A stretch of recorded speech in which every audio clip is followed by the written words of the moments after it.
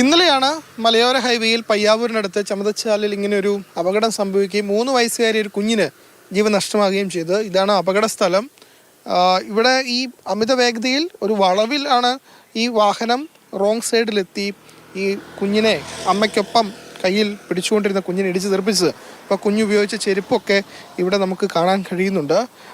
ദൃശ്യങ്ങൾ കണ്ടാൽ മനസ്സിലാകും വളരെ ദാരുണമായ അപകടമാണ്. അവിടെ കാറ് ഇപ്പോഴും അവിടെ തന്നെ ഇടിച്ചു കിടപ്പുണ്ട്. അപ്പോൾ ഇവിടുന്ന് ഇടിച്ചു, കുഞ്ഞും അമ്മയും ഇവിടെയായിരുന്നു. അങ്ങനെ ആ കുഞ്ഞ് തെറിച്ചിപ്പുറത്തേക്കും തെറിച്ചുപോയി. അങ്ങനെയാണ് തൽക്ഷണം തന്നെ മരണം സംഭവിക്കുകയും ചെയ്തത്.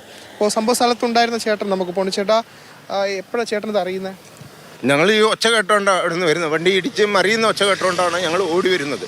ഒച്ച കേട്ട് വരുമ്പം ഇവരിങ്ങനെ കിടക്കുക. ഒരു ഡ്രൈവർ വന്ന് ഒരു കാർ ഇവിടെ നിന്ന് നിർത്തി ഒരു ഡ്രൈവർ വന്ന് കൊച്ചിനെ എടുത്തു. നേരത്തെ കൊച്ചിൻ്റെ വല്യപ്പനും ഓടി വന്നു. വല്യപ്പൻ്റെ കയ്യിലോട്ട് കൊച്ചിനെ കൊടുക്കുമ്പോൾ ഇങ്ങനെ രക്തത്തിൽ കുളിച്ച് കിടക്കുക. കൊച്ചിന് അനക്കമില്ല. നേരത്തെ ഞങ്ങൾ തീരുമാനിച്ചു. പിന്നെ തള്ളയെ അന്നേരം ഇത് കണ്ടുകൊണ്ട് തള്ളയെ അങ്ങോട്ട് മറിഞ്ഞു പോയി. വല്യമ്മ മറിഞ്ഞു. വല്യമ്മനെ പിന്നെ ഞങ്ങൾ ഇവരെ ആദ്യം കൊച്ചിനെ വണ്ടിയെ കയറ്റി വിട്ട് വന്ന് കാറിന്. പിന്നെ ആ വീട്ടിലെ എൻ്റെ അനിയനാ കൊണ്ടുവന്ന് ഈ തള്ളേനെ ആശുപത്രി കൊണ്ടുപോയി. ഇവിടെ അപകടം സ്ഥിരമായി നടക്കുന്ന സ്ഥലമല്ലോ ആണ്. ഒരു 1.5 മാസം മുമ്പ് ആ മതിലിടിച്ച് ഒരു ലോറി, പച്ചക്കറി ലോറി തകർക്കുക. അതിന് മുമ്പ് വേറെ ഒരു കാറ് വന്നാന്ന് ഇത് ഇടിച്ചതുണ്ട്. ഈ കുറ്റി ഒരു ഇത് കൂട്ടുണ്ടായിരുന്നു. ഈ പാട്ട പോലത്തേനൊരു സ്പീഡ് വെക്കുന്ന അത് അവിടെ കിടപ്പുണ്ട് ചെരിഞ്ഞ്.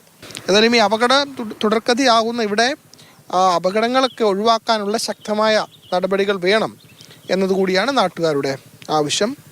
കണ്ണൂരിൽ നിന്നും ഷാജു ചന്ദ്രപുരയ്ക്കൊപ്പം ഫെലിക്സ്, മാതൃഭൂമി ന്യൂസ്.